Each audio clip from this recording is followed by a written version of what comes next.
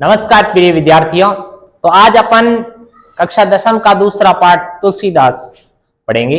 तुलसीदास अपन ने इससे पहले सूरदास के पद और सूरदास के बारे में पढ़ चुके हैं। दूसरा पाठ है अपना तुलसीदास जी। तुलसीदास जी के बारे में पढ़ेंगे।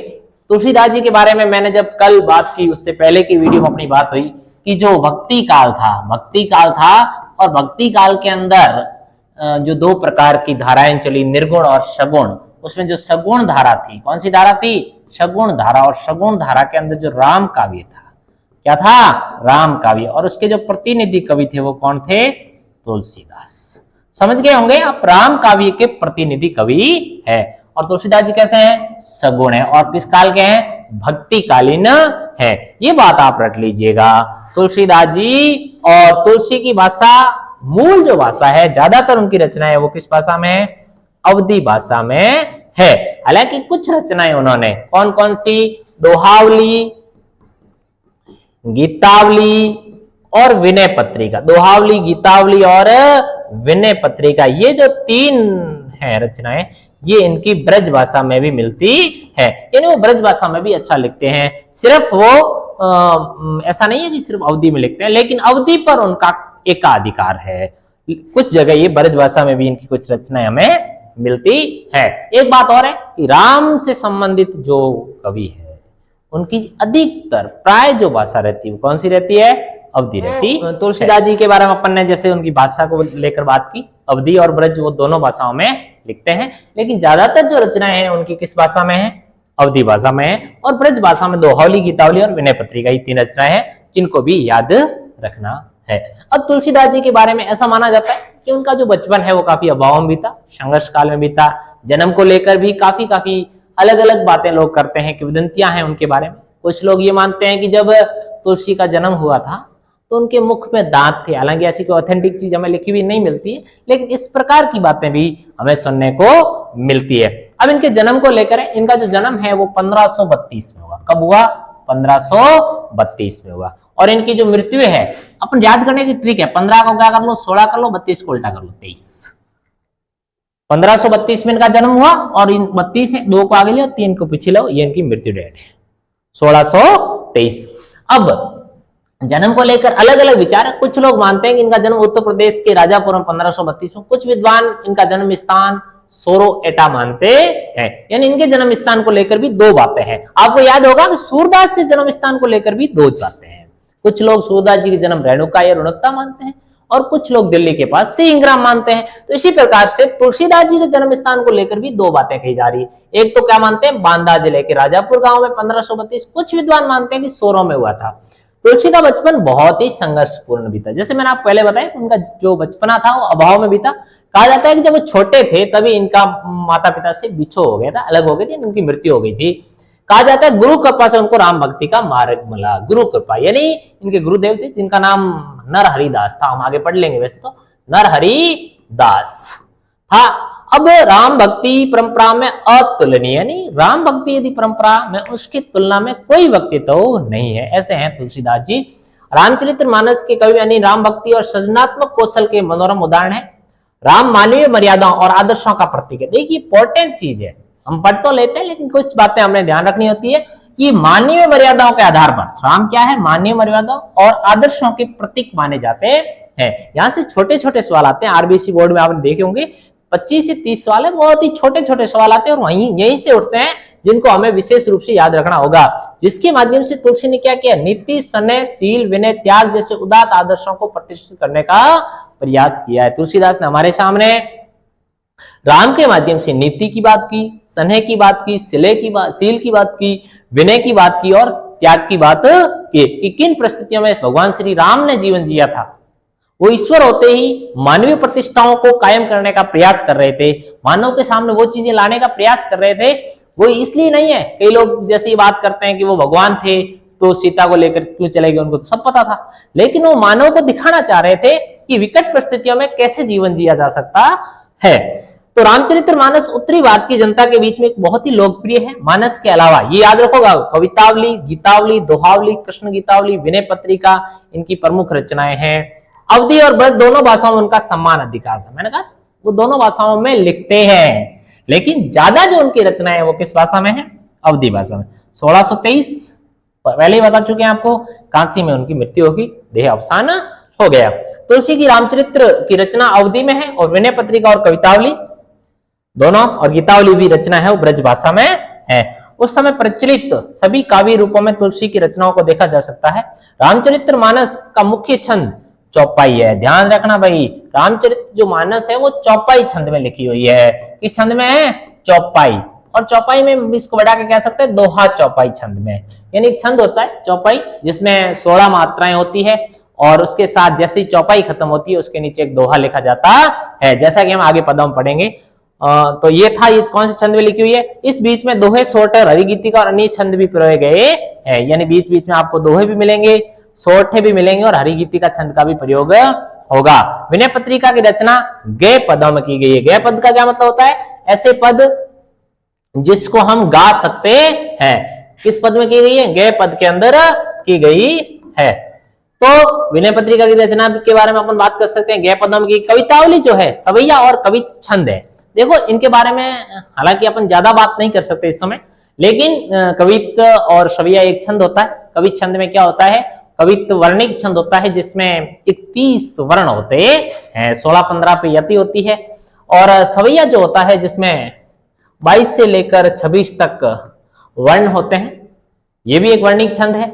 तो इस प्रकार के छंद हैं। जिस छंदों की जो बात होगी मेरे क्लासों के अंतर्गत उस समय आप इनको विस्तृत समझ सकते हैं यदि समझना चाहते हैं। दोहा भी एक छंद है जिसमें 13-11 मात्राएं होती है। सोरठा जो होता है दोहे के उल्टा होता है। और हरिगीतिका होती है जिसमें 28 मात्रिक छंद है हरिगीतिका, जिसमें 28 मात्राएं होती है। तो इस प्रकार से छंदों की बात अपन खोले, उनकी जो रचनाएं हैं प्रबंध और मुक्तक दोनों प्रकार की काव्यों में उत्कृष्ट मिलती है। अब हम बात करेंगे इस पाठ की कि तुलसीदास जी के इस पाठ में हमें क्या मिलाएगा और क्या लिखा हुआ है। तो अब अपन पढ़ेंगे कि तुलसीदास जी का जो हमारे 10वीं क्लास में पद दिए गए वो किससे ले रखे हैं। ये जो अंश है वो रामचरित्र मानस से लिया गया है। किससे लिया गया है? रामचरित्र मानस, जो तुलसी का सबसे प्रिय और ख्यातिमान ग्रंथ है रामचरित्र मानस। और उसके बाल कांड से लिया गया। किस कांड से लिया गया है? बाल कांड। रामचरित्र मानस जो है वो पूरा जो रामचंद्र जी का जीवन है उसका चित्रण करता है और उसमें कुल 7 कांड है। कितने? 7 कांड। बाल कांड है, अयोध्या कांड है, किष्किंधा कांड है, उत्तरकांड है, लंका कांड है, सुंदर कांड है। तो इस प्रकार से कुल मिला के 7 कांड है। तो उन 7 कांडों में जो पहला कांड है बाल कांड, यानी रामचंद्र जी के जन्म से लेकर और उनकी लगभग शादी तक का वर्णन इस बाल कांड में मिलता है। तो सीता स्वयंवर में राम द्वारा शिव धनुष भंग के बाद मुनि परशुराम को जब समाचार मिला तो वो क्रोधित होकर वहां आते हैं। शिव धनुष खंडित देखकर वो अपने आपे से बाहर होना मुहावरा है, यानी अत्यधिक क्रोधित होना। तो राम के विनय और विश्वामित्र जी के समझाने तथा राम की शक्ति की परीक्षा को अनंत उसका गुस्सा क्या होता है? शांत होता है। इस बीच राम, लक्ष्मण और परशुराम के बीच में जो संवाद होता है उस प्रसंग को यहाँ प्रस्तुत किया गया है। परशुराम क्रोध भरे वाक्यों से उत्तर लक्ष्मण के व्यंगी वचनों का देते हैं। इस प्रसंग की विशेषता लक्ष्मण वीर रस के पंगी व्यंग्योक्ति और व्यंजना शैली की सरस अभिव्यक्ति है, यानी वहां पर लक्ष्मण की वीरता भी दर्शाई जाती है। अब होता क्या है, मैं आपको इससे संबंधित थोड़ी सी कहानी की ओर लेके जाता हूं और उसके माध्यम से ये बताता हूं। ऐसा माना जाता है कि जो सीता का स्वयंवर रचा गया, किसका स्वयंवर रचा गया? सीता का स्वयंवर रचा गया। हुआ यूं कि जो सीता के पिताजी थे राजा जनक, उनको एक शिव मंदिर था। उनके घर के पास क्या था? एक शिव मंदिर था जहां पर एक शिव धनुष रखा हुआ था। क्या रखा हुआ था? शिव धनुष रखा हुआ था जो भारी भरकम था, जिसको हर कोई नहीं उठा सकता था। उस मंदिर की जो पूजा है वो कौन करते थे? राजा जनक करते थे। राजा जनक एक बार कहीं ऐसा माना जाता है कि बाहर चले गए थे। अब जब राजा जनक बाहर चले गए तो घर में अपनी जो बिटिया थी जिसका नाम था सीता, सीता को कहे बेटा मैं तो बाहर जा रहा हूं और तू ऐसा करना कि ये मंदिर है इसकी साफ सफाई कर देना और यहाँ पर पूजा कर देना। ऐसा माना जाता है कि जब वो वापिस आए तो देखा कि जो धनुष है उसको उठाकर उसके नीचे से भी एकदम सफाई वफाई कर दी गई है। तो राजा जनक एकदम अचंभे में पड़ गए और उन्होंने सीता से पूछा कि बेटा इस के धनुष के नीचे से झाड़ू किसने निकाल दिया? तो सीता ने कहा मैंने निकाला। तो पूछा बेटा कैसे, के एक हाथ से उठाया और दूसरे से निकाल दिया। तो उस समय राजा जनक है वो काफी चिंतित हो गए कि इसकी शादी उससे की जाएगी जो इस धनुष को तोड़ सकता है, क्योंकि उस समय वो धनुष उठाना किसी के बस की बात नहीं थी। राजा जनक भी उस धनुष को नहीं उठा पा रहा था, ऐसी मान्यता है। अब हुआ क्या, उधर जो रावण थे, ऐसा माना जाता है कि रावण भी क्या है, किसके भक्त थे, शिव के भक्त थे। किसके भक्त थे, शिव के भक्त थे। और ऐसा माना जाता है कि शिव जी ने भी उनको वरदान दिया था कि एक बार वो उस धनुष को क्या कर सकता है, उठा सकता है।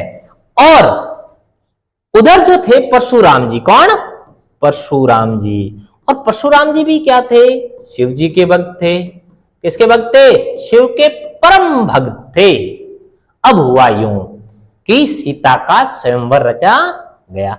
उस समय राम और लक्ष्मण जी ज्यादा बड़े नहीं थे, वो तो यूं ही घूमने जा रहे थे और उनके साथ इनके गुरु थे जिनका नाम था विश्वामित्र जी। उनके गुरु का नाम क्या था, विश्वामित्र जी। और विश्वामित्र जी के साथ वो घूमने जा रहे थे, तो चलते चलते उन्होंने सोचा कि चलते हैं अपन भी स्वयंवर को देखेंगे। अब हुआ यूं कि स्वयंवर रचा गया। वहां पर कहते हैं कि रावण भी आए थे और जितने भी राजकुमार थे उस स्वयंवर में भाग लेने आए थे। राजा जनक की पुत्री बहुत सुंदर, सुशील, गुणवान, कौन उनसे शादी नहीं करना चाहता था। तो जितने भी राजकुमार थे सब वहां पर पहुंच गए कि उन्होंने कहा हम धनुष तोड़ लेंगे और सीता जी से क्या कर लेंगे, शादी कर लेंगे। अब रावण साहब को भी एक वरदान था।